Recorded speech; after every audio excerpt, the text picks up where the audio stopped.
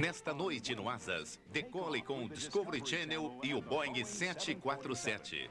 Em maio de 1966, a companhia Boeing começou o desenvolvimento da maior aeronave de passageiros que o mundo já tinha visto. Hoje, mais de 20 anos depois de seu início, o 747 ainda é considerado um dos melhores aviões comerciais. Da linha de produção até a linha de testes, o Boeing 747 há mais de um quarto de século provou ser uma lenda na história da aviação. Hoje, vamos voar alto no Boeing 747 em Asas.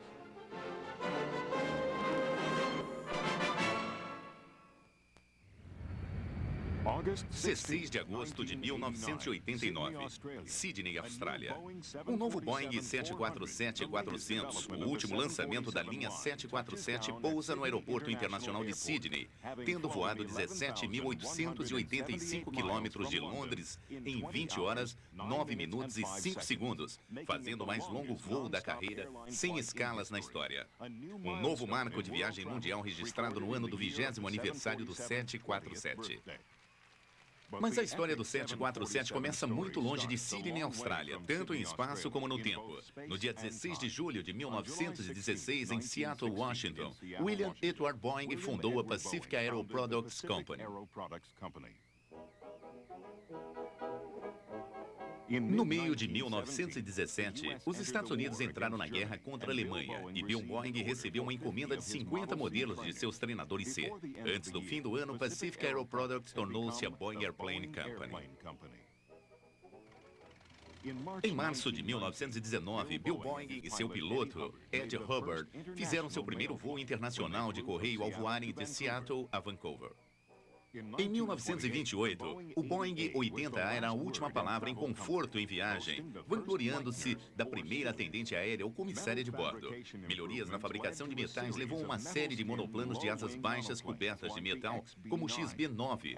E por volta de 1934, quando Roscoe Turner voou um Boeing 247 de Londres a Melbourne, Austrália, uma verdadeira revolução no transporte aéreo de passageiros estava acontecendo. Em 1933, o 247 havia diminuído o tempo de voo transcontinental americano de 27 para 19 horas e meia. Com seu motor duplo turbinado da Pratt & Whitney, voava de 80 a 110 km por hora mais rápido que qualquer outro avião de carreira desse período. Mas o avanço no design do 247 o levou à decadência, porque quando a TWA procurou a Douglas para achar um concorrente, a série DC nasceu e os DC-2 e 3 tornaram o 247 quase obsoleto. A Boeing agora virou-se para o tamanho, com o XB-15 com 4 motores. Foi o primeiro avião realmente grande a usar tecnologia de ponta em aerodinâmica e motorização de alto desempenho. Só o XB-15 foi construído, mas a Boeing havia se estabelecido como uma fabricante de grandes aeronaves.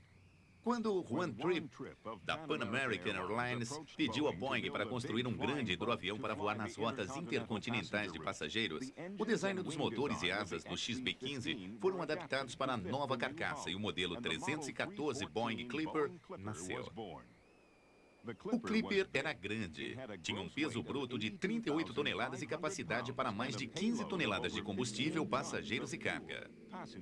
Custava $700 mil cada e levou 350 mil homens-hora para ser construído. O Clipper foi o primeiro grande passo na direção da visão de Juan Trippe. Tinha de viagem internacional barata com capacidade de levar 2 turnos da tripulação. Tornou possíveis os serviços transatlânticos regulares. Ao mesmo tempo, a Boeing movia-se em outra direção, para cima. Havia projetado e construído o projeto 299, o protótipo do Flying Fortress B-17, usando a ideia de 4 motores e uma fuselagem menor que a do XB-15 para melhorar o desempenho. A montagem das asas e cauda do B-17 receberam uma fuselagem pressurizada em forma de charuto para voar o Stratoliner de 4 motores. Um compressor fornecia oxigênio para o desempenho de motor em altas altitudes e alimentava o ar pressurizado na cabine dos passageiros. Não foi o primeiro avião de carreira com 4 motores, mas foi o primeiro de cabine pressurizada em ação. Juan Trippe, da Pan American, encomendou 4 Stratliners e a TWA encomendou 5. O primeiro Stratliner voou no dia 31 de dezembro de 1938. Criou grande entusiasmo devido à sua capacidade de voar a 8.000 metros e carregar 33 passageiros.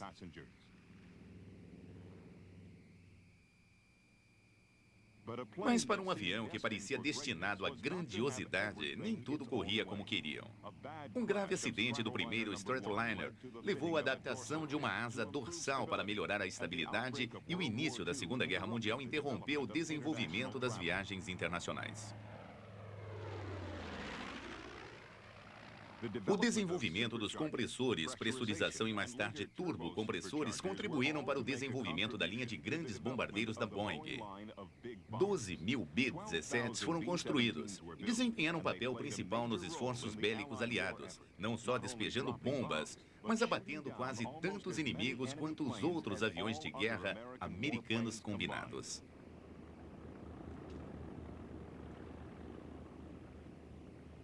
Aí veio o maior dos bombardeiros da Segunda Guerra Mundial, o B-29 Super Fortress, com sua fuselagem pressurizada. Seu impacto na história militar culminou com o lançamento da bomba que acabou com a guerra. Depois da guerra, seu similar de transporte, o C-97, evoluiu para o Stratcruiser, o maior dos aviões de carreira internacionais da Boeing, com grandes motores a pistão. Em 1945, William Allen, o novo presidente da Boeing, tinha percebido a necessidade da Boeing de retornar à produção de aeronaves civis. Apostou e anunciou a construção de 50 a um preço de $1 milhão cada. O Stratcruiser era a última palavra em viagens internacionais luxuosas, numa era anterior à introdução das tarifas turísticas e econômicas. Sua mais famosa característica era a escada caracol, levando ao salão de estar inferior, onde os passageiros podiam esticar as pernas e desfrutar de uma mudança de cenário. Também havia o Salão das Damas, uma conveniente instalação para o atendimento delas durante o voo.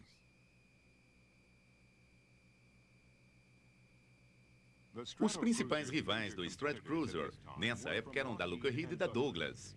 Eram como esse Constellation, designs essencialmente de antes da guerra.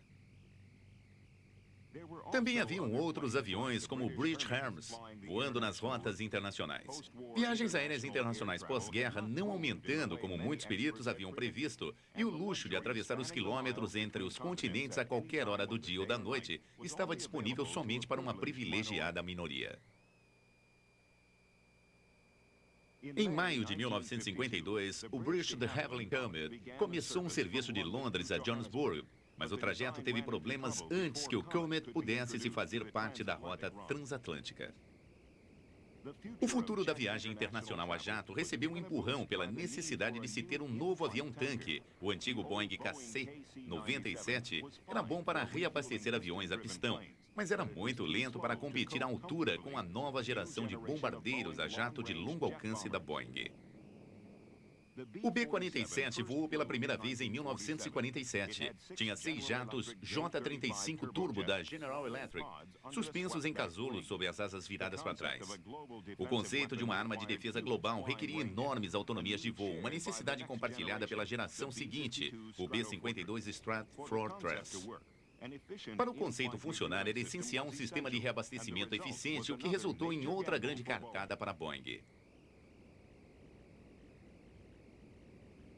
O Dash 80 era um design completamente novo. Um monoplano com baixas asas para trás e 4 motores Pratt & Whitney J3.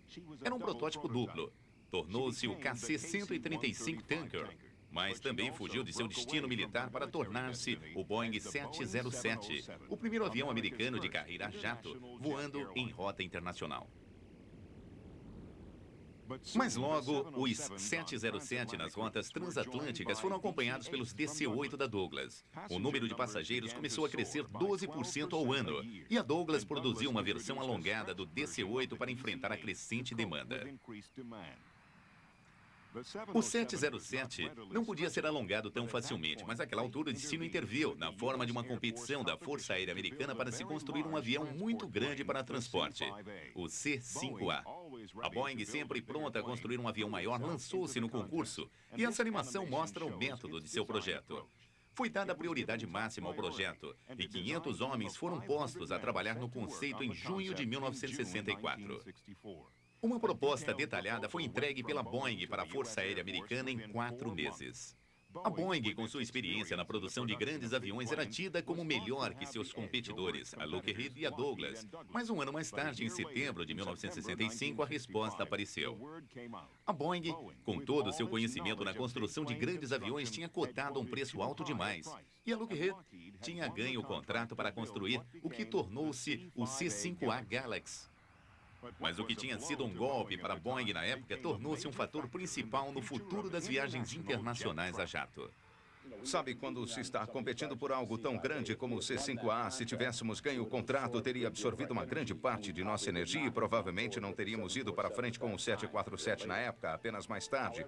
O fato de perdermos, bem, isso nos fez desprender uma considerável quantidade de energia para fazer outra coisa. Bem, estávamos ansiosos para começar e isso provavelmente acelerou o nosso direcionamento para o 747, que se tornou uma decisão, bem, muito interessante. Estamos de volta com Asas, no Discovery Channel.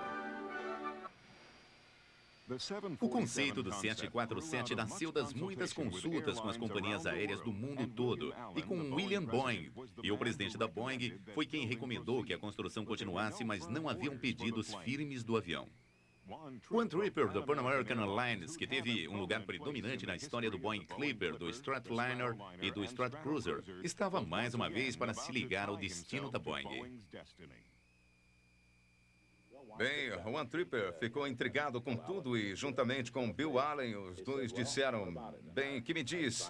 Nosso projetista disse que podíamos projetá-lo e construí-lo, e se puder construí-lo, eu compro. E entre os dois fizeram uma espécie de trato que selaram com um aperto de mão, e aí fomos para frente. Acredito que a época isso era em fevereiro de 66. Se concordássemos em construir o avião, iria comprá-lo. Dissemos, bem, teríamos que ter encomendas de pelo menos 3 linhas aéreas para 50 aviões.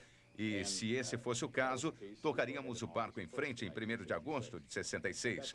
Naquela época, não tínhamos contratos assinados para os 50, mas acho que estávamos perto disso e estávamos maravilhados com a ideia, de maneira que fomos em frente.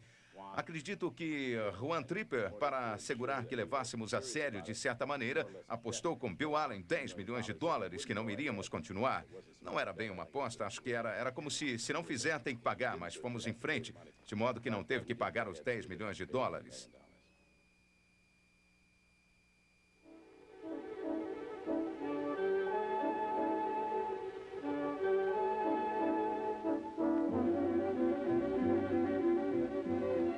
No dia 25 de julho de 1966, a Boeing Company decidiu converter essa floresta num dos maiores complexos de construção do mundo.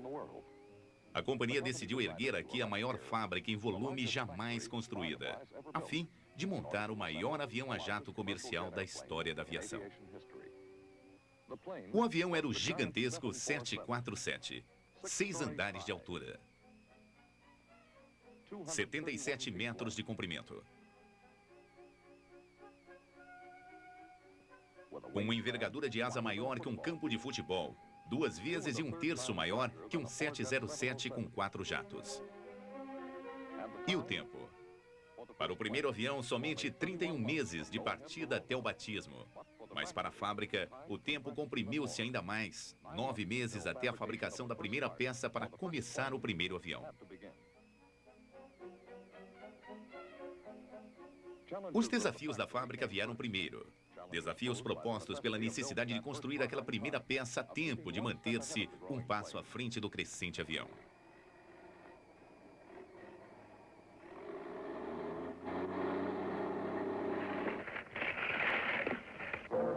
Florestas inteiras tinham que ser derrubadas nos vales para abrir caminho para a fábrica.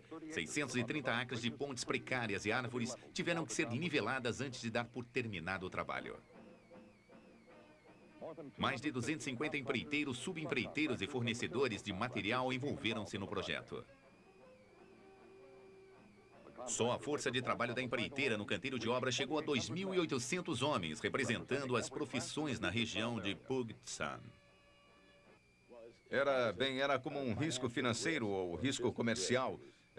Poderíamos dizer que foi inacreditável, acho, porque é lógico que o dinheiro que levou para ser desenvolvido projetado para construir aviões protótipos e depois aumentar a velocidade de produção, era muito mais do que o valor líquido da companhia inteira. Ou seja, estávamos apostando a companhia no sucesso do avião.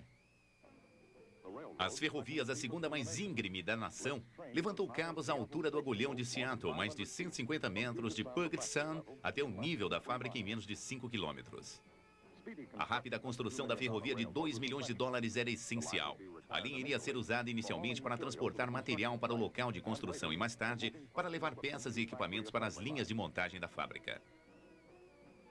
Investimos muitos homens e muito equipamento naquela ravina para construir aquela ferrovia. Era difícil forrar o solo com cascalho para assentar os trilhos. Pensava-se que nunca conseguiríamos fazê-lo, mas fomos capazes de cumprir o cronograma.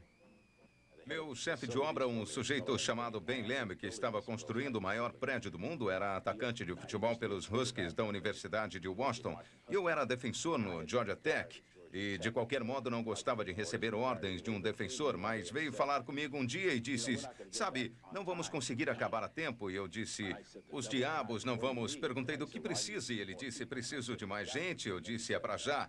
E então ele disse, preciso de mais equipamento de terraplanagem. E eu disse, é para já. Ele disse, preciso de mais dinheiro. Eu disse, para não se preocupar com isso, arrumaremos para você. Ele disse, preciso de 2 semanas de tempo bom. E eu disse, é para já. Sabe, aí, bem, aí o resultado foi que Deus se vingou da gente, porque choveu 67 dias seguidos. Sempre haviam problemas. Logo que acabávamos de cortar tudo, a chuva inundava o campo. O equipamento atolava.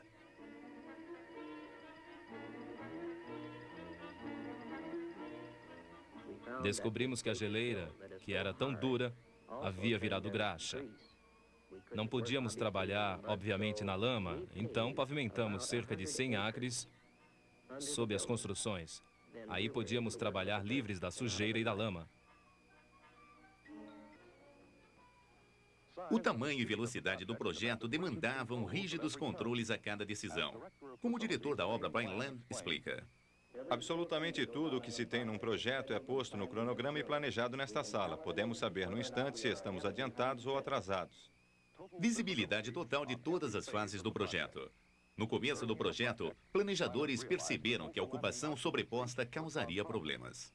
Os empreiteiros, sabíamos, estariam na área adjacente ao nosso pessoal, em cima de nós, nas estruturas, nas torres e no subsolo, nos dutos e fossos. Ao mesmo tempo, o pessoal do Boeing estava tentando produzir as peças que mais tarde iriam fazer parte do avião. Enquanto isso, Joe Sutter, engenheiro-chefe do projeto do 747, passou mais de um ano com essa equipe finalizando o design do avião, para se assegurar de que a construção em tamanho natural pudesse começar logo que o prédio estivesse pronto, ou, se necessário, até antes disso.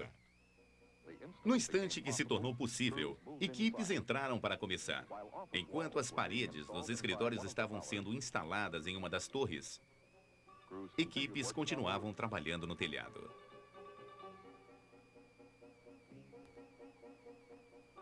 Enquanto eletricistas puxavam cabos e tesouras, trabalhadores de aço armavam a outra parede no interior do prédio. O prédio do protótipo era para ser inaugurado no meio do inverno, em janeiro de 67. Percebemos logo que não seríamos capazes de entregar a instalação completa. Não seria calafetada, seria completamente aberta de um lado. Os pisos ainda estariam sendo assentados, uma armação era tudo o que teríamos para entregar. Mas apesar do frio, as equipes vieram para começar. Usavam luvas e suas capas impermeáveis e seus capacetes.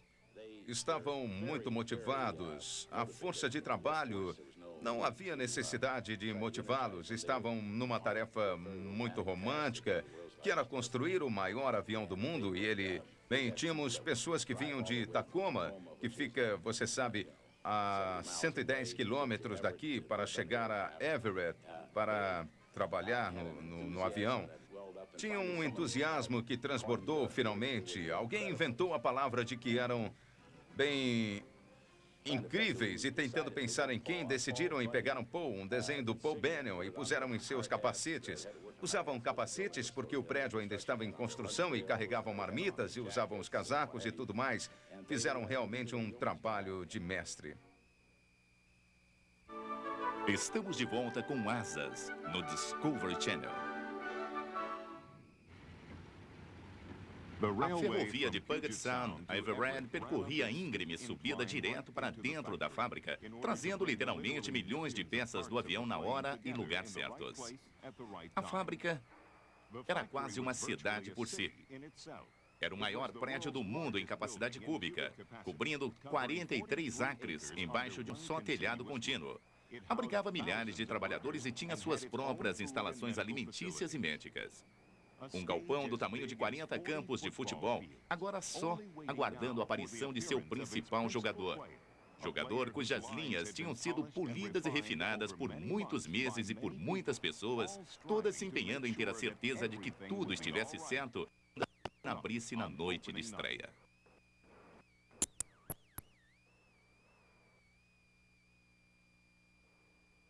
O verdadeiro trabalho começou no comecinho da linha, quando os engenheiros ainda estavam estudando aviões de papel e modelos.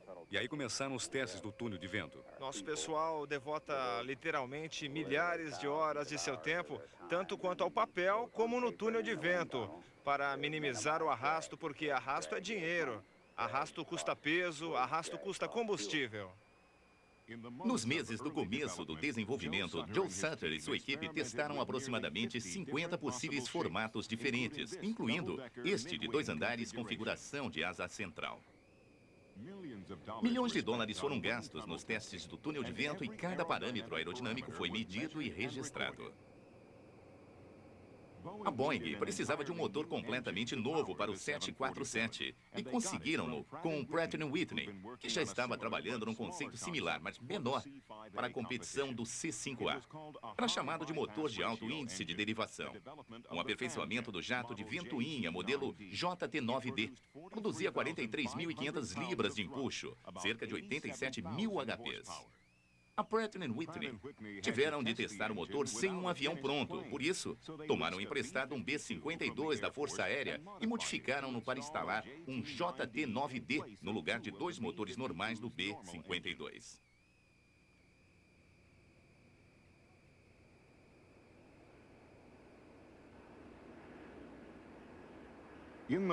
No programa de testes de voo, o B-52 da Força Aérea voou a altitudes de mais de 14.000 metros sob condições extremas. O motor foi totalmente aprovado. Este aparelho, chamado de Praying Mantis, foi projetado para dar aos pilotos a experiência de taxiar o 747 de uma cabine a 9 metros do chão. O piloto-chefe de testes do 747, Jack Weddell, estava muito envolvido nos testes preliminares e podia, com treino, estacioná-lo ao lado de um terminal de carga, com uma tolerância de mais ou menos 15 centímetros. Provou para muitos clientes do 747 que o enorme avião não seria um terror incontrolável nos aeroportos.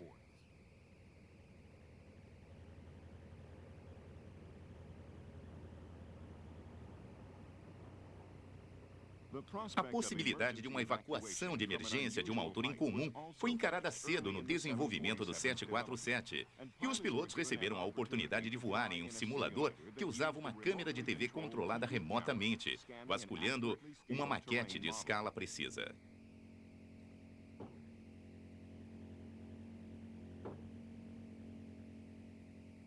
Neste simulador, o piloto tinha controle da velocidade, altitude e atitude, ajustadas tão próximas ao comportamento do grande avião quanto os projetistas podiam prever.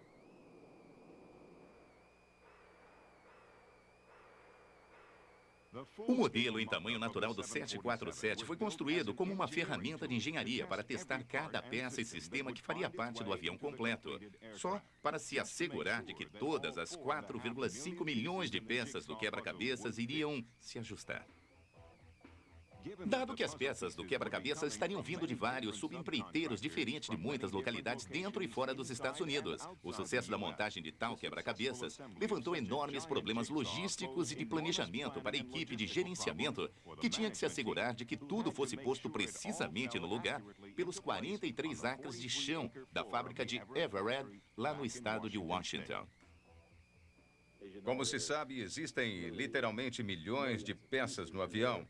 estavam vindo da maioria dos 50 estados e de 17 países estrangeiros, de modo que se tinha tremendos problemas logísticos para fazer com que todos os projetos, peças e cronogramas se juntassem para montar uma linha que finalmente iria dar na construção de um 747 a cada 3 dias quase, num cronograma de 7 por mês, e trabalhamos, como se sabe, 22 dias por mês. Então era um tremendo problema em complexidade e éramos somente nós, pois computadores não estavam disponíveis como são hoje. Por isso estávamos fazendo quase tudo com antigas técnicas. Daí era um trabalho incrível manter o controle das peças e ter certeza de que tudo fosse corretamente projetado e testado e montado no avião. A escala e a inovadora natureza do projeto significava que muitos novos materiais e técnicas de engenharia tiveram que ser projetadas e desenvolvidas.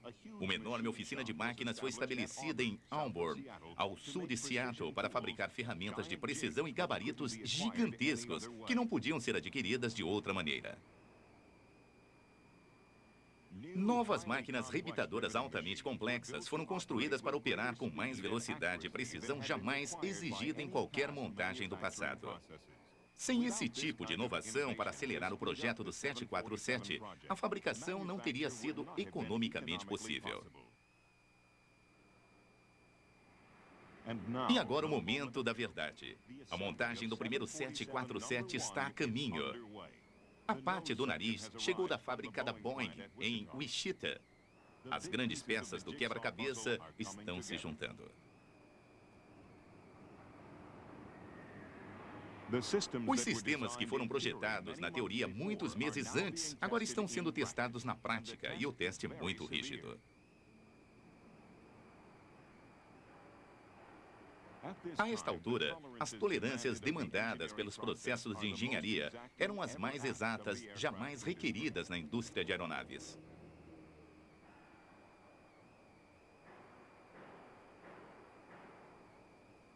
O nível de tensão na fábrica aumenta.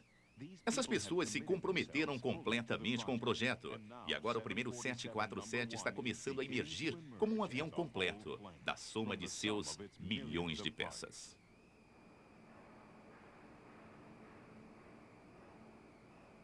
A cauda, da altura de um prédio de 6 andares, muitas vezes maior que a altitude alcançada pelos irmãos Wright no seu primeiro voo, é colocada no lugar. Da ponta da cauda à ponta do nariz também é maior que a distância voada pelos irmãos Wright em Kitchener em 1903. Mas mesmo com as asas e a fuselagem montadas, o processo de construção está longe de terminado. Existem 220 quilômetros de fiação num Boeing 747, e a maioria disso tem que ser montada à mão. 75 mil desenhos de engenharia tiveram que ser usados para que o projeto inteiro e todas as instruções de montagem fossem seguidas à letra. O sistema hidráulico do 747 foi projetado visando segurança. Sistemas de reserva compensam um ao outro em caso de falha. Juntar tudo isso num tempo disponível foi uma tarefa colossal. Posso lembrar como sendo um trabalho envolvente. Passamos 365 dias do ano trabalhando nele, 7 dias por semana. Acho que atingimos uma média de 12, 14, 16 horas por dia, digo a administração. Alguns disseram, não sei como a Boeing pode aprontar um avião em 4 anos, mas de outro jeito teríamos feito em 8, mas comprimimos em 4 anos. Era um trabalho apaixonante. Todos que trabalharam nele estavam meio que mergulhados no entusiasmo de fazê-lo. Bem, um 747 é uma aeronave tremendamente grande.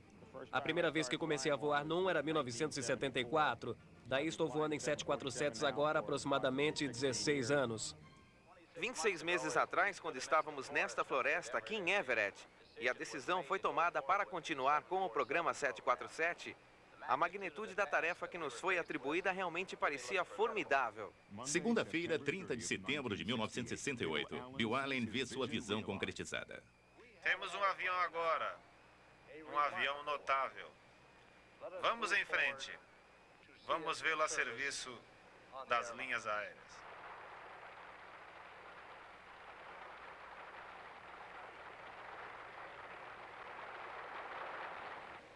agora, Mel, vamos ver o avião. Para Malcolm Stanton, o grande momento. Tudo bem, pessoal? Todo mundo abaixado?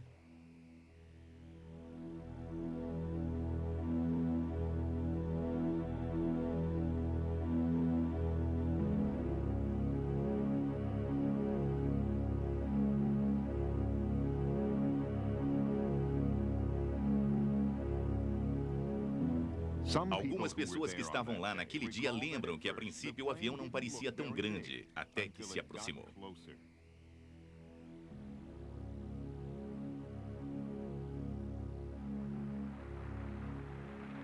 Os 26 comissários de bordo, representando as 26 aerolinhas que haviam encomendado 158 747S, participaram da cerimônia de batismo. Organizar o batismo pode ter sido a tarefa de gerenciamento mais difícil para Malcolm Stanton. Tudo bem, vamos batizá-lo. Bem, sabe, ao contar 3. Ainda não, espere, 1, você vai pegar a garrafa. E 2, levante bem em cima. E 3, mande ver. Certo? Agora a cadência. Não a quebre ainda. A cadência será 1, 2, 3. Pegou? Certo. Espere, espere.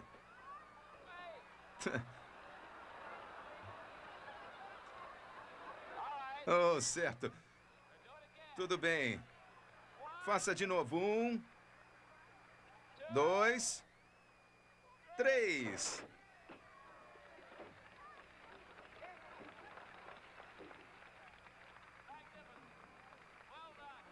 O 747, para aprontá-lo para os passageiros, nós realmente judiamos dos aviões. Construímos aviões que destruíamos no processo. Um deles chamamos de avião de teste de fadiga e chegamos a colocá-lo numa armação e o fizemos voar pelo equivalente a 30 anos, que sejam 6.000 horas. E o fizemos decolar e pousar de novo e novamente, mais uma vez. E qualquer coisa que falhasse ou quebrasse depois de algum tempo, nós consertávamos e aí passávamos para a linha de montagem de melhorias. A gente também pegava um avião e mais um e o partíamos em pedaços. Queríamos saber o que era preciso para se quebrar uma asa. Se pegar a asa de um 747, se pode entortá-lo 9 metros na ponta antes que se quebre. E é uma visão, sabe, é uma visão quando finalmente quebra. Quer dizer, soa como uma explosão.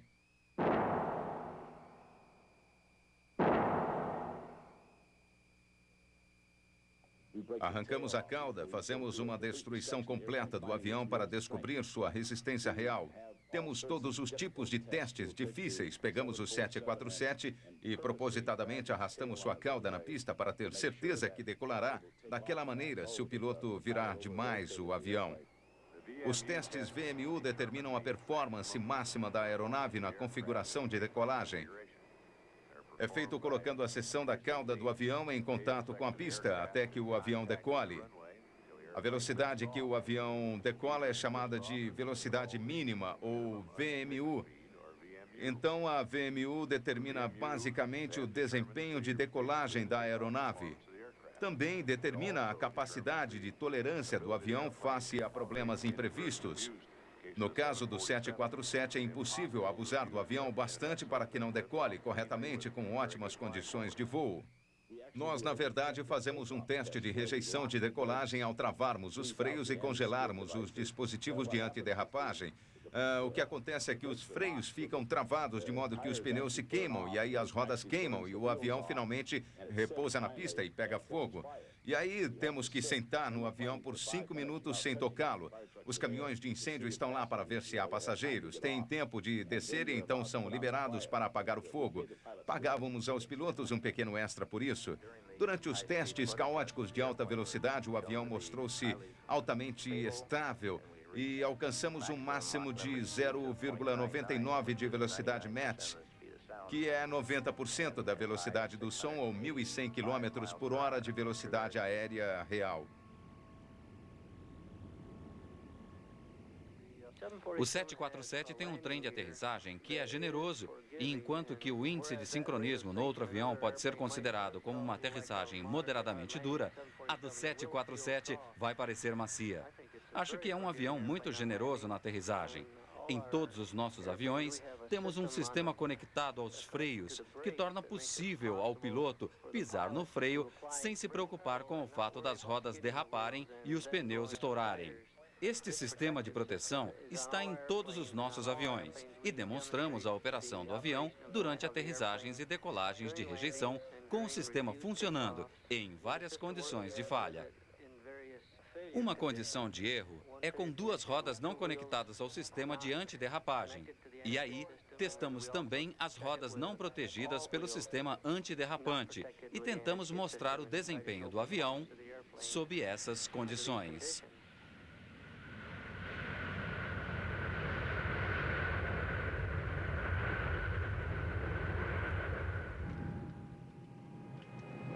Adoro muito pilotar esse avião. Obtenho muita potência dele e me sinto muito bem. Não tem características ruins. É um avião honesto. E não estou só dizendo isso para vendê-lo. O que eu quero dizer é que é um avião muito bom para pilotar. E também do ponto de vista dos passageiros.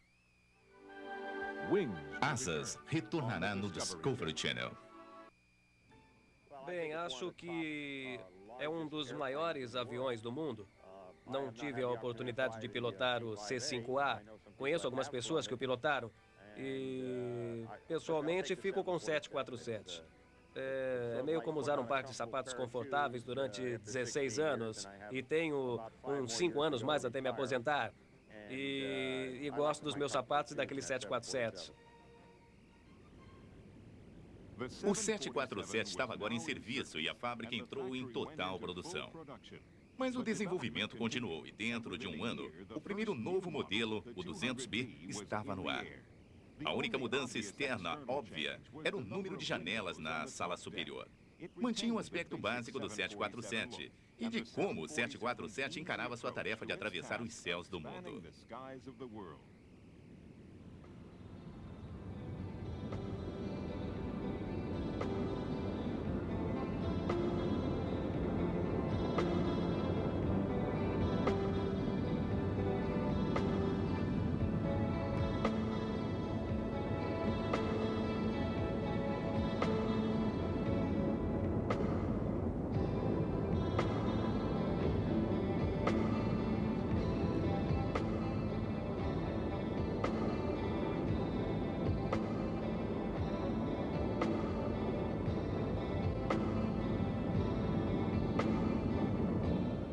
Antes que qualquer 747 venha a ser pintado, tem que ser transportado através da rodovia perto da fábrica em Everett, ao lado da oficina de pintura. É uma visão desafiadora para qualquer motorista que esteja passando que não conhecia muito bem a área.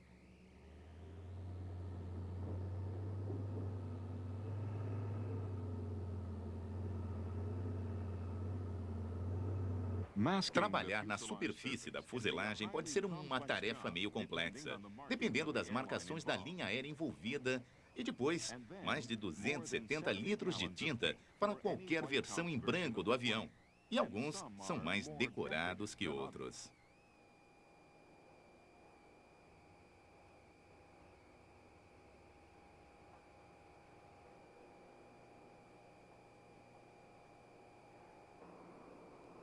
Na primeira classe também, a decoração pode ir do simples funcional ao altamente romântico. Acho que no cômputo geral talvez estejam construindo 9 ou 10 modelos diferentes do 747 porque se precisa deles para diferentes coisas. Por exemplo, os japoneses que tinham rotas bem regionais, estaduais para os aviões voando entre suas várias províncias, queriam um avião que decolasse e aterrissasse frequentemente. Aí fomos lá e mudamos o trem de aterrissagem e o sistema de flaps para acomodá-los e o chamamos de 747 de curto alcance, ou seja, 747SR. Uma companhia queria transportar carga e passageiros e aí fizemos uma parte dele equipada com portas de carga no lado e lhes permitia, carregar grandes containers na aeronave. Tinha gente que só queria transportar carga, então construímos os cargueiros onde levantávamos o nariz do avião e se podia carregar containers de 2,5 metros por 2,5 do tamanho de um enorme caminhão-baú para dentro do avião. Isso tornou-se um grande negócio. Tínhamos um avião, a Panam queria voar distâncias maiores, mais longe e mais rápido. Por isso, queríamos um que pudesse subir mais e ter velocidades maiores, e daí construímos um SP, Special Performance. Era chamado, e tiramos uma secção dele de modo que tornou-se um avião menor.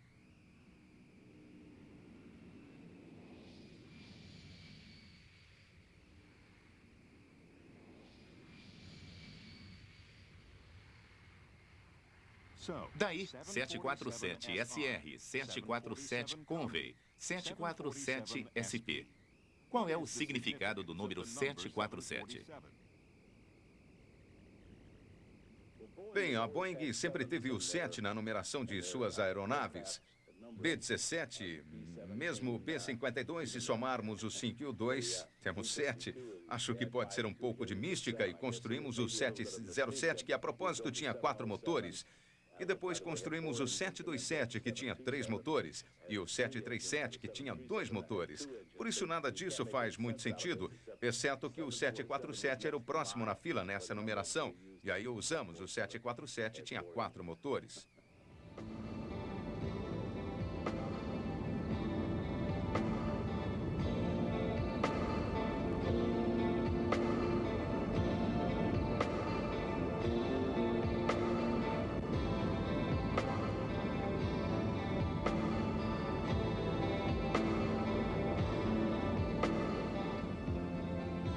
Nos dias de hoje, o 747 é considerado o avião mais reconhecido do mundo e efetuou uma completa revolução nas viagens internacionais.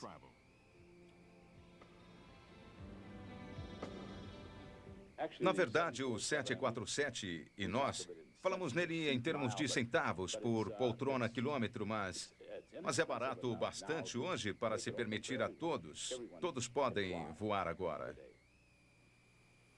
Parte da revolução aconteceu nos próprios aeroportos.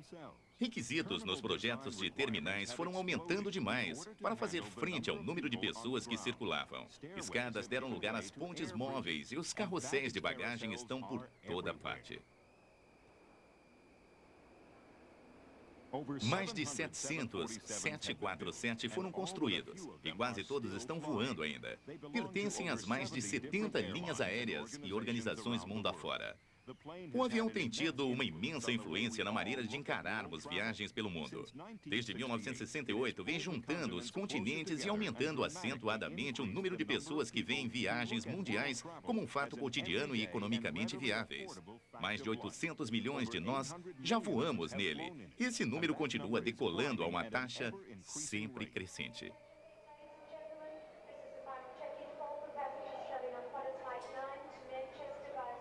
Quando o 747 estava sendo desenvolvido, haviam preocupações de que iria sobrecarregar os aeroportos, bem como as instalações para passageiros e sistemas de bagagem, e engarrafar a pista de pouso e taxiamento. Demorou um pouco para resolver a questão dos passageiros, e alguns ainda hoje afirmam que ainda há problemas, mas o 747 nunca afetou as superfícies de aeroportos, exercendo tensões nas pistas não mais que o 707. E mesmo tendo ocorrido acidentes no ar, o registro geral de segurança do avião é excelente. O que começou como um grande risco tornou-se a nossa maior recompensa. O 747 tem sido um maravilhoso produto para a Boeing e para o público voador. E ele excedeu nossas melhores expectativas.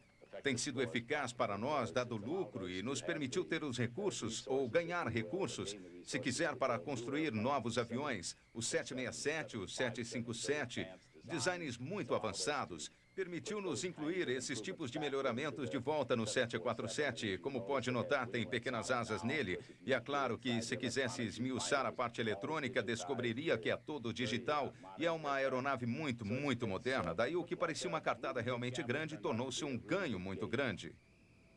Daí, o 747 tem sido uma visão familiar nos céus por mais de 20 anos. E parece que vai estar por aí, sob uma forma ou outra, por muito tempo ainda.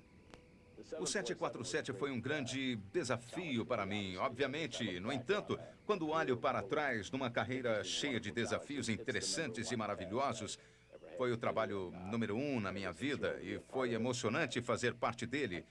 Gosto do Bill Allen, estou agradecido pela confiança que teve ao colocar-me no comando de tudo. Trabalhei com um grupo fabuloso de pessoas no design e na construção dele. Foi uma experiência maravilhosa.